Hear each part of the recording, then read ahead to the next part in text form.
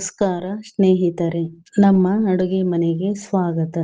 ಬನ್ನಿ, ಈಗ ರುಚಿಯಾದ ಮಾವಿನ ಹಣ್ಣಿನ ಹೋಳಿಗೆಯನ್ನು ಹೇಗೆ ಮಾಡುವುದು ಅಂತ ನೋಡೋಣ. 2 ಮಾವಿನ ಹಣ್ಣು ತಗೊಂಡು ಸಣ್ಣಗೆ ಕಟ್ ಮಾಡಿ ಮಿಕ್ಸಿಗೆ ಹಾಕೋಬೇಕು.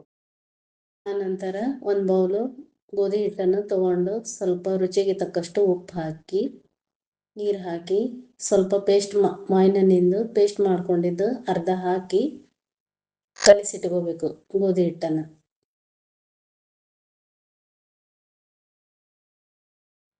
ಕಲಿಸಿ ಸೈಡ್ಗೆ ಎತ್ತಿಡಬೇಕು.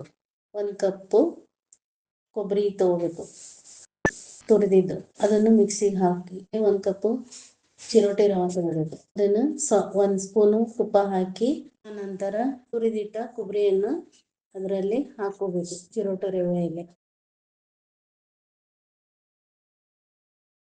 ನಂತರ 1 ಬೌಲು ಬೆಲ್ಲವನ್ನು ಹಾಕೋಬೇಕು.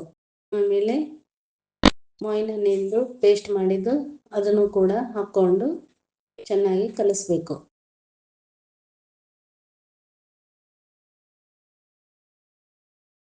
ಕಲಿಸಿ ಚಿಕ್ಕ ಚಿಕ್ಕ ಬೌಲುಗಳನ್ನು ಮಾಡಿಟ್ಕೋಬೇಕು. ಹೋಳಿಗೆ ಮಾಡಲಿಕ್ಕೆ ಈಸಿ ಆಗುತ್ತೆ.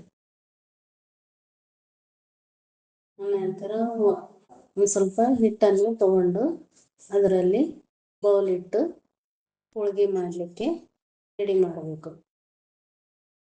ಉಂಡೆ ಮಾಡಿ ಎಲ್ಲಿಯಾದರೂ ತಟ್ಕೋಬೋದು, ಇಲ್ಲ ಲಟ್ಟಣಿಗೆಯಲ್ಲಿ ಆದರೂ ಲಟ್ಟಿಸ್ಬೋದು. ನಾನು ಲಟ್ಟಣಿಗೆ ಯಂತ್ರ ಲಟ್ಟಿಸ್ತಾ ಇದ್ದೀನಿ. ಇವಾಗ ಹಂಚು ಕಾದಿದೆ, ಅದರಲ್ಲಿ ಹಾಕಿ ಬೇಯಿಸಬೇಕು. 1 ಸ್ಪೂನು ತುಪ್ಪನಾದರೂ ಹಾಕ್ಬೋದು, 1 ಸ್ಪೂನು ಒಳ್ಳೆಣ್ಣಾದರೂ ಹಾಕ್ಬೋದು.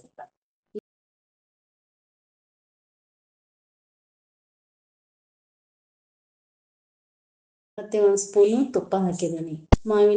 2 ಮಾವಿನ ಹಣ್ಣಿನ ಹೋಳಿಗೆ ರೆಡಿ. ಎಲ್ಲರೂ ನೋಡಿ ಸಬ್ಸ್ಕ್ರೈಬ್ ಮಾಡಿ, ಶೇರ್ ಮಾಡಿ, ಕಮೆಂಟ್ ಮಾಡಿ. ಎಲ್ಲರಿಗೂ ಧನ್ಯವಾದಗಳು.